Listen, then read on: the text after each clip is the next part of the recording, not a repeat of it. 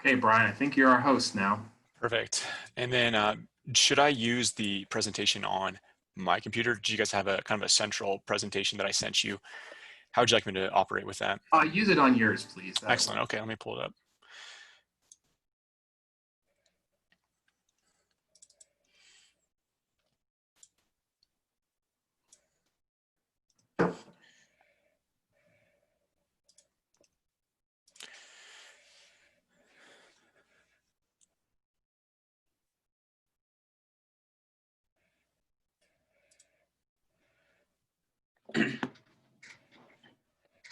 Okay. Can you all see this okay? Let me get this out of the way. Is that good? Okay.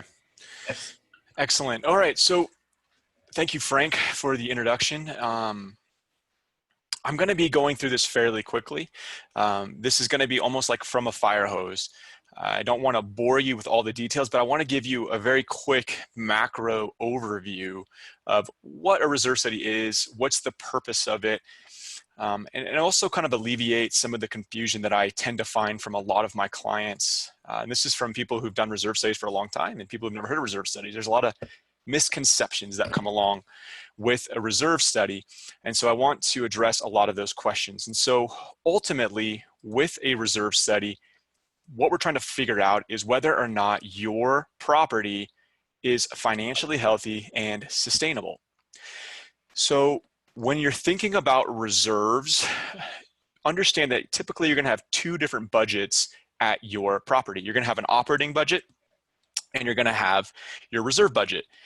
So your total dues or your assessments that you pay in, they pay for both your operating and your reserves. So the operating is pretty clear for most people to understand. Think of it as your checking account. So your operating budget, that's going to handle your day-to-day, month-to-month, year-to-year expenses. These are recurring expenses that happen on a fairly quick schedule. So things like your snowplow, landscaping, your water bill, your gas bill, if you pay a management company, those expenses are occurring on a frequent schedule. So your reserves, they're just as predictable, but they tend to occur on a longer term time frame. Think of your painting, your asphalt ceiling, your roof replacement, or concrete replacement at your pool deck. These are things that are predictable, but they occur at a longer term time frame. And so what we find with people, and I think this is just based on human nature, when an expense occurs at a longer term time frame, they tend to then push it off for somebody else to take care of. Whereas with their operating budget or their checking account, they understand that if they don't pay their water bill, someone's going to come and turn their water off. So they're incentivized to pay for it. Whereas if you have a roofing expense that's not due for 25 years, even though we all know a roof is not going to last forever, no one's coming down, knocking on your door and saying, hey, you missed this month's payment for the roof deterioration. So what happens is over time, over 20 years, potentially 25 years, finally that roof fails and everyone goes, well, how come there's no money? How come no one told me about it? And so what we're trying to do with the reserve study, the ultimate goal for the reserve study is to help the property, to help the association understand what the annual deterioration rate is for their reserve expenses. Put it another way, what is the reserve bill that they have to pay on a monthly basis? Because again, no one's giving them a bill. The roof's not giving them a bill. The siding is not giving them a bill. So the reserve study will be that bill, that accounts payable essentially for your association, so that they go, got it. Okay, this month we've got to pay this much money because we got to offset the annual deterioration of our property on an ongoing basis. So this will be found in a reserve study. This data, this detail will be found in a reserve study. And so when you get a reserve study completed, just make sure that it's prepared in accordance to National Reserve Study standards. For example, on our reports, you can tell right off the bat because my stamp of credentialing is right on the top, right there on the front page. The reason why it's important to have a report completed within National Reserve Study standards is this is the set of guidelines which all credentialed providers must follow, meaning that you're going to have a very well done reserve study that's not done with just kind of willy-nilly, essentially, putting random things on your report, having no basis for their estimates, having no basis for their recommendations. So first off, if you're getting a reserve study done, or if you've had one done, make sure it is done in accordance to the governing bodies which dictate how reserve study should be completed. Next, what you're going to find in your reserve study are 3 key results. So 3 results are found in every well-done reserve study. A well-done reserve study will include the component listing, the reserve fund strength, and the funding plan. So essentially, you've got the building block that makes up the entire thing. So we're going to start off with that, the building block, which is the component listing.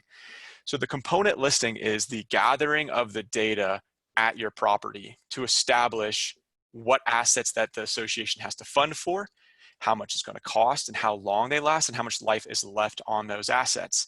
Essentially, we're detailing and itemizing every component at your property. And this is based off of a visual inspection and research. So when you go to a property, or when we go to a property to do our site inspection, to again, gather all the documentation to put together the reserve study, we are doing these 4 things right here. First of all, we're looking at the description. What is the project we're looking at? This is a flat roof project. Useful life, how long will this component's life be? So on average in Colorado, for a low slope EPDM, or that black rubber roofing that you see on all the buildings here, it's about a 20-year life, give or take, right? On average, it's about 20 years. Remaining useful life, how much longer of this does this component have on its life? So if it was replaced in 2018, well, that means it's only used up 2 years of its life. Therefore, its remaining useful life is 18. And then replacement cost, of course, is the total cost of replacement in today's dollars. So what is the current cost to replace this flat roof today? And again, even though it's not going to fail for another 18 years, we still put in today's costs as our cost estimate. So once we start to put together our reserve study and look at all the components at the property, you get something like this. So as you can see, the description and the cost, they define the scope. What are we talking about? It's a roof replacement project. The scope and the cost is about $80,000 to replace it, again, in today's dollars. The useful life of this component is 20 years. The remaining life is 18. This defines the schedule. So notice here too, when you're looking at this, this table, not every item is going to fall at the same time. Some items are falling at different rates. So for example, we have asphalt seal that happens every 5 years. So by the time that the one roof replaces, is already going to go through 4 cycles of asphalt sealing. Roof replacement, even though it's expensive, it only occurs every 20 years, whereas this building repaint occurs every 10 years. So it's actually more money than this one on a cyclical basis. So what you tend to find is that reserve expenses are not equally felt. Meaning, let's just say if you're not funding on an annual or a monthly basis for your association, let's just say you guys fund for things as they come. So you just put yourself in a position where you just purchased a unit in an association in 2016 and you move out in about 2019. So you say, I'm gonna live there for 3 years, then I got a new job, so I'm moving out somewhere else. So for those 3 years, or 4 years, excuse me, you're kind of living the good life at the association. You have no regrets. You're saying, hey, it was a good time living there. My dues were pretty low. I had no issues with special assessments. Everything was fine. I have no complaints. However, put yourself in a position where you move into a unit in 2029. You've heard all these good things about this association. They've had pretty consistent expenses over the years, so there's nothing to worry about. Then all of a sudden in 2030, you have an approximately $2 million expense. Now, if the association wasn't budgeting appropriately, guess what? You now have to pay a portion of this $2 million special assessment or expense, even though you just moved in the year prior. It's completely unfair. It's a really unfair way, unequitable way of running a not-for-profit real estate corporation. So then the goal of the reserve study is then to equalize all of these expenses so that every single owner, regardless of when they live in a property, irregardless of how long they live at a property, whether it's a year or 2 years, every single owner actually has to pay a fair share of a year's worth of deterioration. Meaning the reserve study is going to show you that bill of the cost on a yearly basis. So if you live at a property for 1 year, you pay 1 year's worth of deterioration. If you live there for 5 years, you pay 5 years worth of deterioration. If you live there for 20 years, you pay for 20 years worth of deterioration. It's making the whole process equitable and fair. So again, everybody's paying a fair share of the predictable and inevitable deterioration of the property. So next then we get into the reserve fund strength.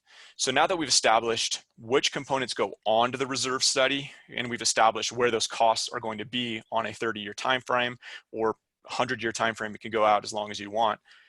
How do we then know whether or not the association has the right amount of money in their reserve account balance to take care of those predictable expenses?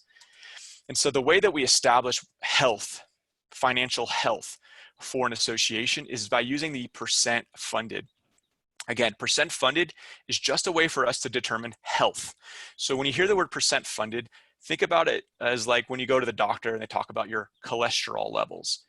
If a doctor says that your cholesterol levels are high, they're just saying statistically we find that there's higher risks of a heart disease issue. Whereas if you're lower, they're going to say you're at a lower risk.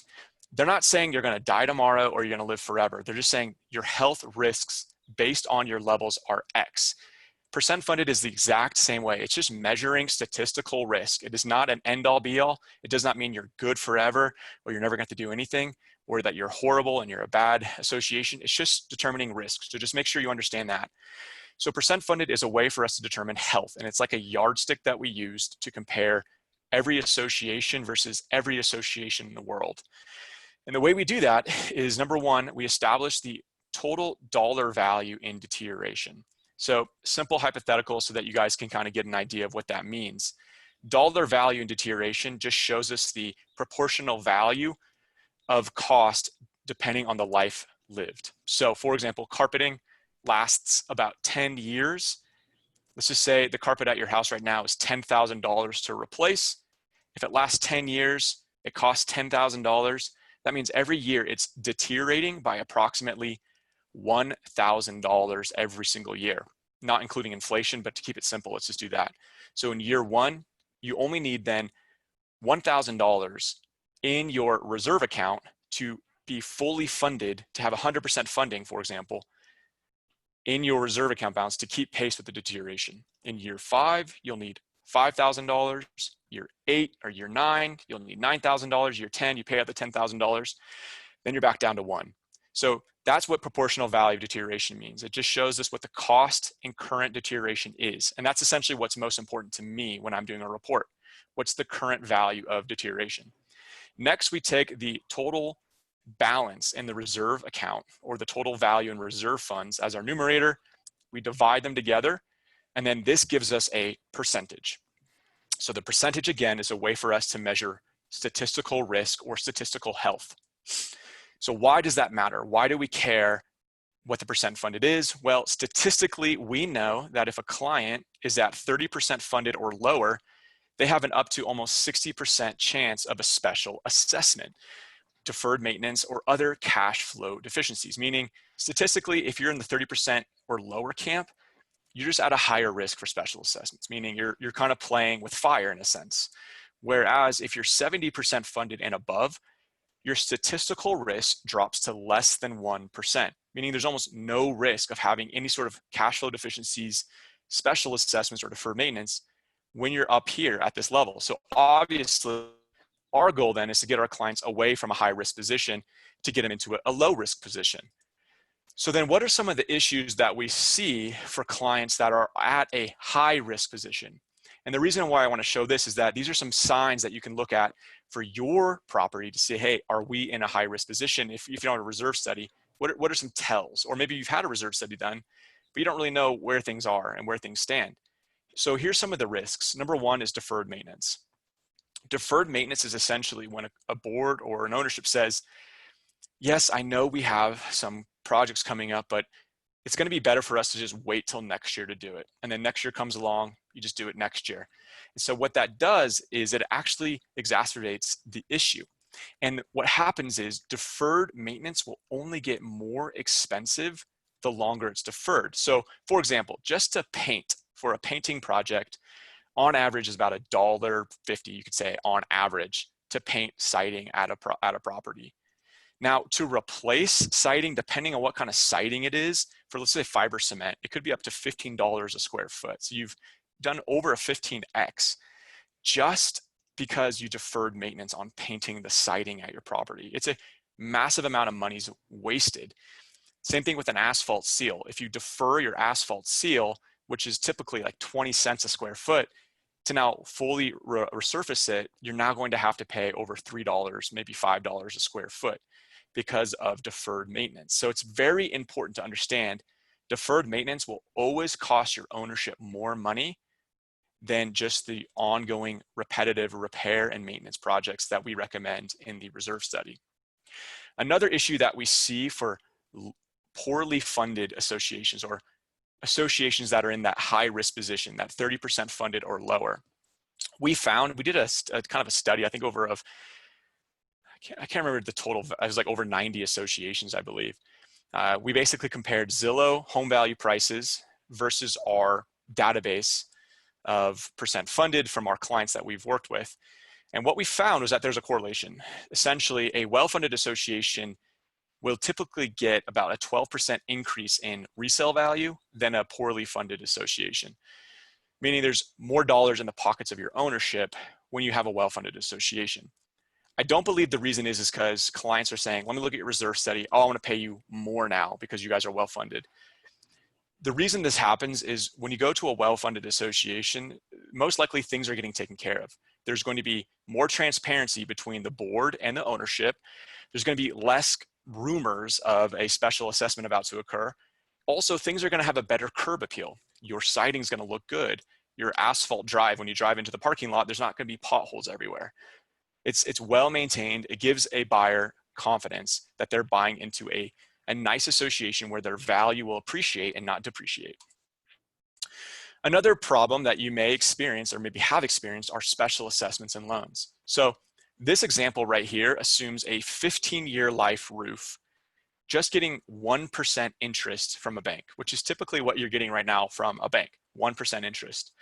So if you were funding a $250,000 roof project with ongoing reserve contributions at 1% interest, well, you only end up paying about $232,000 worth of reserve contributions because even that nominal amount of interest is gathering money for you. Now, what if you put your money away and you don't fund for it and say, well, we're just gonna not pay for this $250,000 project through reserve contributions, just through a special assessment? Well, of course, that's gonna cost you $250,000. And again, doesn't matter how long anyone's lived there, they have to pay that $250,000. So we say that's completely unfair. Now, another option, of course, is a loan. Well, because you're now paying the privilege to the bank of borrowing their money, you're now going to pay potentially $90,000 more than what you had to pay had you just done regular budgeted reserve contributions.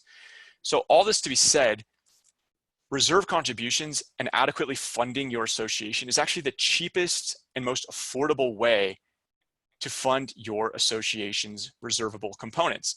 Again, it's going to lower the cost of maintenance. It's going to lower the risk of special assessments and loans. It's also going to increase your home values. So these are a lot of reasons to me which show that it's kind of a no-brainer. So now we get to the funding plan. So now that we know where the association is, how do we then get to the position to where they have adequate funds on hand? And so when you look at our report, for example, has what's called the component significance table. I'm not sure if you can see it. I try to blow it up a little bit. But this is what I was talking about for the bill of the association. We have a table here. Again, it's the component significance table on our reserve study, but it shows you the deterioration cost per year. So essentially, what is the annual deterioration cost per year for every single component? And so for each component, it's going to be different. So for example, for this client had a walkway wood deck, it's about $6,000 per year. So just their wood deck is costing this client $6,000 a year just to have that product at their association. For example, the patio fencing is only $300, right? So every component is going to have a different rate based on what kind of component it is, how much of that component there is, and what's the total cost of that component. So if you add all those up, you find that, well, every single year, the bill for this association is about $38,000. So the bill then to pay for every single year is $38,000, meaning they have to at least match that $38,000. And then also increase that because you have to deal with inflation just to keep track with the expenses, not really getting ahead, not really falling behind, but just keeping track. Whereas if you put less than that away, you're going to be constantly behind, and it's going to be harder and harder and more expensive to just catch up. So then that's the bill that we want to tell the client to pay. And so clients may say to us, okay, great, you made a recommendation to us, but that's kind of unrealistic. We can't afford that. And that's actually a very common response I hear once they see the report. They'll say, look, thank you for putting this together, but we just can't afford that. It's beyond our means to do so. Potentially we're on a fixed income. We have a lot of fixed income folks in our community, or potentially we just don't have a lot of people who are willing to do this. It's just too much for them, or the board just doesn't want to be get pitchforks at their house. And so I totally get all those things. It makes a lot of sense. I live in an HOA too, and it can be brutal with some of the attitudes. So here's another way to look at it. A Starbucks coffee is about $3 to $5 a day, depending on what kind of venti, whatever you get. So what we found after running, 50,000 reserve studies is that the average cost on a daily basis for a unit to pay into their reserves to be successfully funding their assets, it's about $3 to $5 a day. So that means to fully fund your assets at your property on average, and again, it's an average because you're going to have some single family developments which have maybe like one irrigation controller, or you're going to have a high rise that has a fitness room and large roofing systems and air handling units. So it's going to vary, but typically what we find is that a successful association is putting away $3 to $5 a day per unit. So each owner at your property, if they can go buy a cup of coffee at Starbucks, by all means they can buy into successfully funding their association. $3 to $5 a day, that's really it. So that comes out to about potentially $90 to $150 a month per unit. These are things that are completely doable. However, when we put the number into the budget, it looks big because typically the association is so used to underfunding everything that it looks like a huge jump. But the problem is you need to start somewhere, and you need to start now. So what to do next? So what I would highly recommend is that the association get a reserve study completed or update a reserve study that they don't have. Frank kind of mentioned a great point. The associations that update their reserve study annually, they tend to be on the nose about what their budget is including and why are they funding for things. And actually there's statistics we found that suggest that when you update your reserve study annually, there's actually a much lower risk of special assessments, deferred maintenance, and cash flow deficiency. So what we found is when a client updates the reserve study every year versus every 3 years, there's an actual 30% decrease in special assessment risk when you update it every year. And it makes sense to me because if you're updating your budget, just your annual budget, every 3 years, you're most likely going to be off by quite a bit. Same thing with your reserve study. It is part of the budget. It should be utilized to make budget decisions for your association. On average, 25% of your total budget is going to be made up of your reserve expenses. So it's a very big chunk of money for your association. Therefore, it should be vetted and proofed and looked at on an annual basis, not just kind of, hey, I got a reserve study 10 years ago, what next? Really important to look at it. So a reserve study is going to tell you everything you need to know. And in our reports, it's going to tell you everything you need to know in 3 minutes. Again, we've got our projected starting reserve balance, your current fully funded reserve balance, which is the current value deterioration. So we divide those, the 109,685, that gives us 15% funded. So this association is at a high risk for special assessments. We then look, yes, we do recommend a special assessment for this client because they don't have adequate cash in their reserves to take care of their essential liabilities at their property.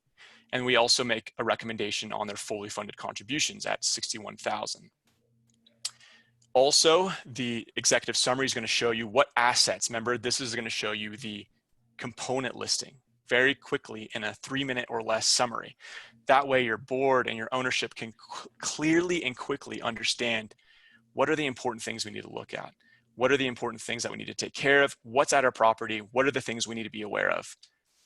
So in summary, I'm kind of rushing on this last part, but in summary, I highly recommend that you have a reserve study completed. This is going to tell you the information that you need to know to make wise financial choices. The main goal of a reserve study is to show the board and to show the ownership the cost to offset ongoing deterioration, to keep pace with ongoing deterioration of the property. Ultimately, boards are responsible. And I really want to encourage the board members, if you guys are, it's a tough job. You guys are volunteers and everyone's problems are then thrown at you. But ultimately, the board has a fiduciary responsibility to make wise financial choices for the association. That's what they're elected for. So even though it's a tough job and it's a thankless job, ultimately the boards are responsible for making these financial choices. And so it needs to be done. These choices need to be made, and these hard financial choices need to be addressed. Reserve expenses are inevitable and predictable. So don't be surprised when your roof fails. Don't be surprised when your siding needs to be replaced. A reserve study is going to tell you that these expenses will come and that they need to be budgeted for. Reserve expenses will only get more expensive the longer that they're deferred. So don't ignore them. Don't put your head in the sand. That is not a wise financial strategy for the board to take. Rather, understand that we need to take care of these things as they occur, and that will actually save the ownership money. And then lastly, owners are going to pay the cost one way or the other. So again, you could either pay it in lower property values, higher cost of replacement, or you can pay it in reserve contributions. We would suggest the cheapest and most affordable way is to pay for it through predictable and fair reserve contributions. So that's it for me. A lot of the information that I presented today can be found on our website. Our website is just www.reservestudy.com. That is going to be a great resource. We have blogs, articles, webinars, videos explaining all these details all these concepts in more detail. Or you can always feel free to email me. So let me give sharing back. And then, do I need to press anything else? Do you have? Let me see here, Brian. If you could just return hosting to myself or Chris Marion. Actually, if you could give it to Chris Marion. If you hit the little button in the upper right of Chris's window, Okay. then you should be able to, there should be a little make Chris host button. Excellent. There. I just did it right now, Chris. Okay. Fantastic. Perfect. Brian, thank you for that. We really appreciate it. For those of you who haven't worked with Brian, I'm sure you get the impression from this call, but you know, he's not only a true professional in developing these reserve studies for clients, but we've seen him just really take the time to sit and meet boards wherever they're at and their level of understanding with this and help them interpret it. Brian, we didn't get any questions, but I have a couple. Okay. So and I sort of know the answers to these, but wanted to put it out there for the board members who are here and those who will be watching this recording. So when you talk about updating reserve studies, am I correct in two things? So first, when a reserve study comes out, there are sometimes a couple of revisions, I guess second drafts allowed in that initial copy. Is that correct? Yeah, that's right. So essentially, if it's a full reserve study in particular, we're going in there, potentially the manager's only been at a property for a year, and a lot of the information that we need on a full reserve study is based on project history. So for example, for items that are a little bit more complicated, like a roofing is a great example, because we can't perform core sampling on roofs. So we can't really determine ages unless the client has a really good history on, hey, this roof was replaced in 2016. So let's just say the manager says, I think they replaced it maybe 10 years ago. I don't know, I just took over the property. So we put 10 years ago, you say 2010. The board looks at it and they've been living there for 15 years. And they say, no, it was actually replaced in 2015. So we revise it, right? And so we want the report to be as accurate as possible. And we take a lot of time and energy to make sure that it's as accurate as possible. So you're right. Great. Then a follow-up question to that. So we have HOAs who frequently come to us and they mention that they've maintained their own reserve study. And I'm sure you've come across that, and which is great. I respect that a lot. It's taken a lot of time. Do you have any, does it give them any advantage when they're if they are decide that they're going to go with, a certified reserve study company like yours, is there any benefit to that document that they already have? And do you do anything to incorporate that? Yeah, so that's a really good question. That's something we see very regularly. I would highly encourage, and again, you can take everything I'm saying with a grain of salt because this is my business, so just feel free to do that right now, but I would highly discourage clients from doing that. Number one, the liability of doing that is quite high. You're taking on the financial risk and the financial burden of your association, not only for this year, but for the next 10 to 15 to 30 years, just based on your assumptions that you make on your own internal reserve study.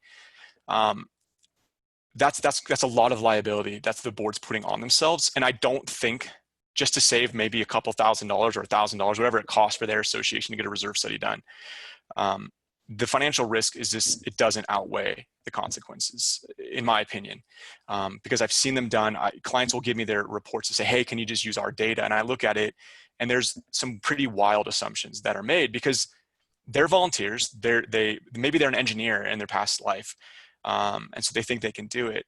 What I find is that it's putting a lot of financial burden potentially on the ownership with a lot of liability on the board. So I would discourage clients from doing that. There are other ways to kind of, if you don't want to pay us to do it, there are other softwares out there. Like if we offer software programs on our website, if you go to it, where you can actually download your own reserve study software, and we can kind of work kind of together, but not doing it exactly for you, which is a much more affordable option if you kind of want someone to look over your shoulder. Those are other options, but I really don't encourage clients to do that. It just puts a lot of risk on the board for that, and it's just something I wouldn't agree with. And then also, yeah, to answer the second part too, we wouldn't even use their data. If they provided all their data to us, we wouldn't even use it because we don't know where it came from. If it's just done by a board member, a non-professional reserve study provider, we tell them right off the bat, we won't use your data because we can't vet it. It's not credentialed. We did have a question come in. The question is, I was wondering if a reserve study was done in the past and we need to update it, let's say a 5-year interval, would a new reserve study highlight what was and what was not addressed since the previous reserve study? Yeah, great question, Trevor. So the answer to that question is, to get to more of the weeds of reserve study, National Reserve Study standards, there are 3 different options that a client has when doing a reserve study. If a client's never had a reserve study before, then they should do the full option. That's what National Reserve Study calls it, the full option. That just means you do a reserve study from scratch, meaning when I go to a property, I have to measure all of the siding, measure the windows, measure the carpeting, count all the boilers, et cetera, et cetera. So essentially we're itemizing and detailing every component for the first time. Next is an update with site visit. That's what it's called on the National Reserve Study standards, an update with site visit. So for your property, if it was 5 years ago, we would highly recommend that you have an update with site visit. An update with site visit means there's not going to be any remeasuring of the assets. So your price is going to go down because a lot of the time that it takes on a full reserve study is just actually measuring, counting, making sure we've got all the components. And so an update is going to be just that, updating all of the items, taking new photos, documenting any sort of changes at your property, because at every inspection that we do, we always take pictures of every single component, we write down notes of every single component, and we document what we see. And so with site visit will be just that. It's going to be, okay, the prior reserve study said that the siding was in good condition, but I look here and I see there's some water damage. I got to let the client know that potentially there's a leak somewhere. Have they checked out this thing over here? So it's updating it with a site visit on site. The last option is the no site visit option. No site visit update. The no site visit update, that just means we update it from our office, meaning we'll say, okay, we update all the pricing, we update all the lives, we'll call vendors to make sure all of our pricing's right. And we recommend this every single year. So every year or every 2 years. And so kind of the way that we see for our successfully funded clients, they'll do, let's just say it's a brand new client, they'll do a no site visit, and then a with site visit. So essentially they're doing a with site visit inspection every 3rd year with a no site visit in between the years. Now, you don't have to do that. There's actual no legislation that tells you have to do that. It's completely up to the board and what they feel comfortable with. Also know though that the price of a reserve study is going to drop significantly the more you touch it. Because let's just say you've had a reserve study done in 2015 and then I go back in 2020.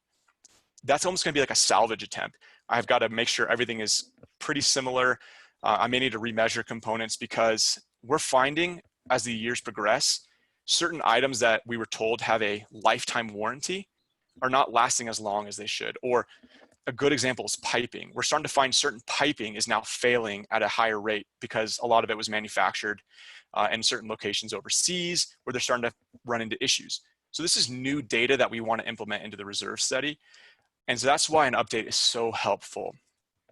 Ultimately though, the choice is up to the board. What does the board feel comfortable with and what do they want to do? My recommendation would be to update it every year.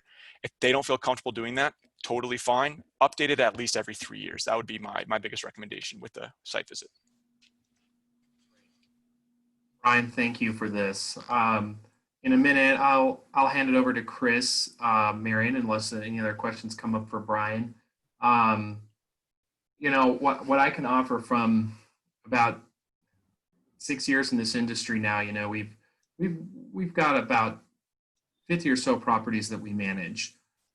We encourage them all to consider reserve studies, and Chris is going to go into how we encourage them to do that.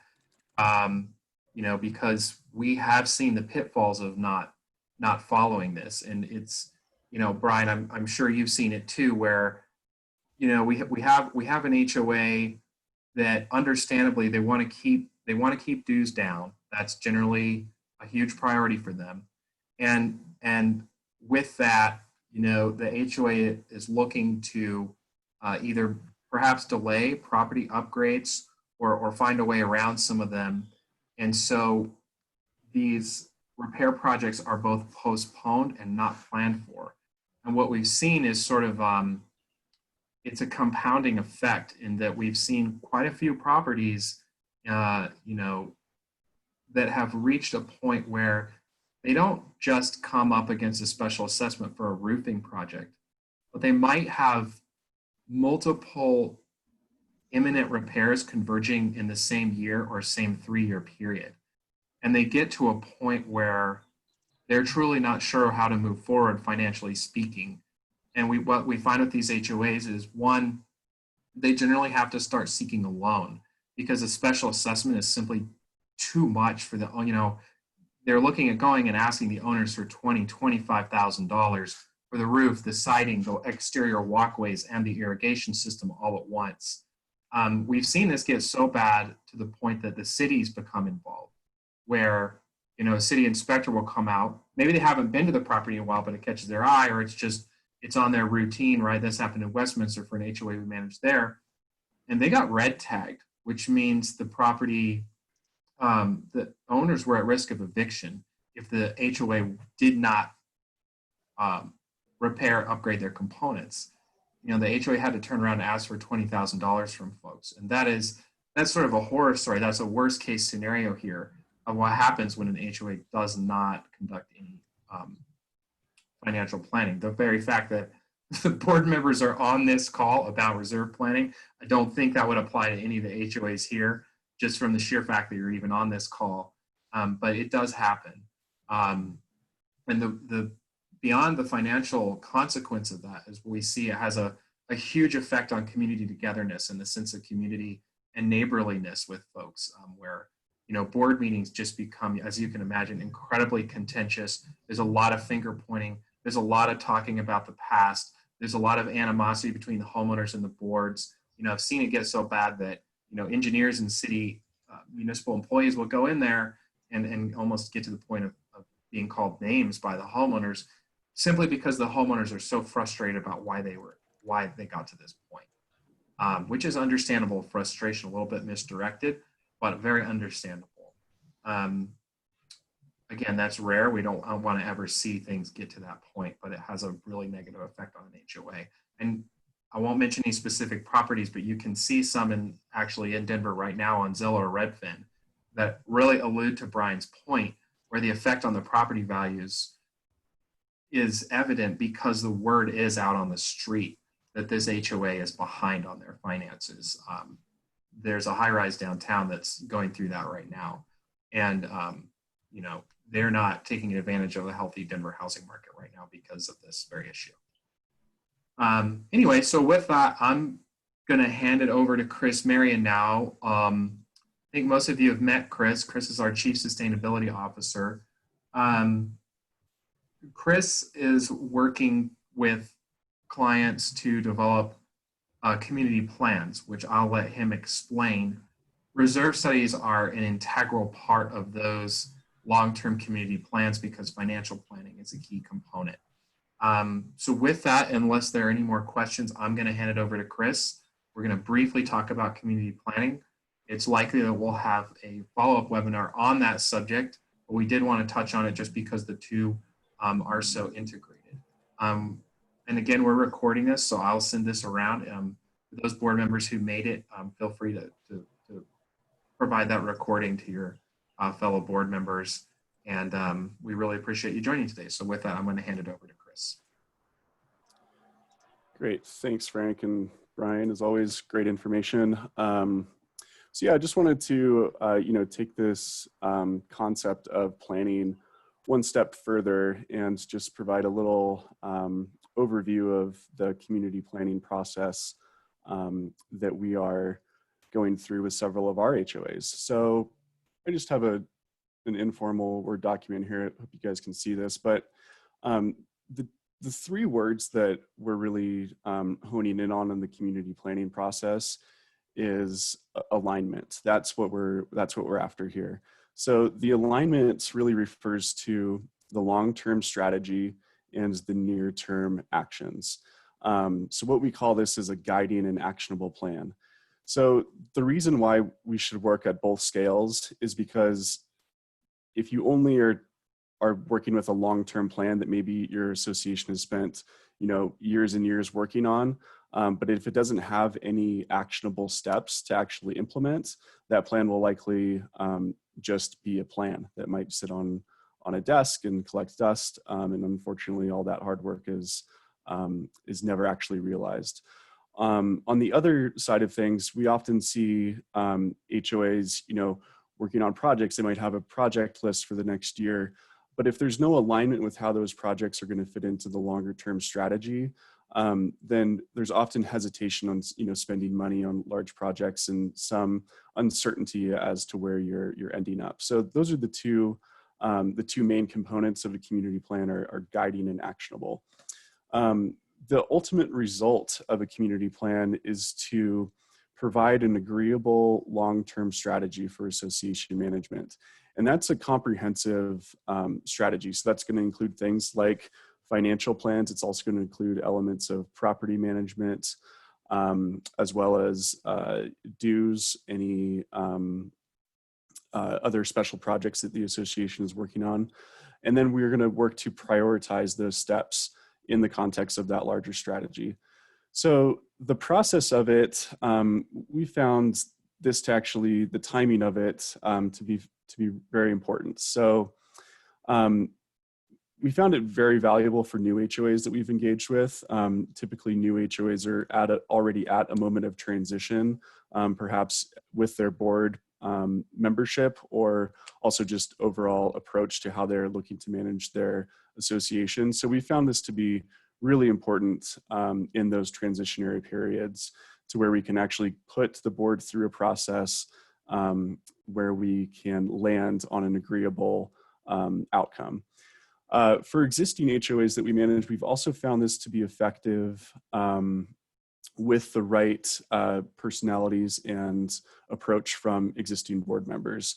So we refer to it as sort of a soft reset to realign those expectations, and just a chance for everyone to come together and review where we've been, but also to where we're going. So typically that starts with some sort of a community walk. It's always good to bring the board of directors, your management company, any maintenance or contractors that you work with regularly, to just put everything out on the table and just again, go through those expectations and start prioritizing items.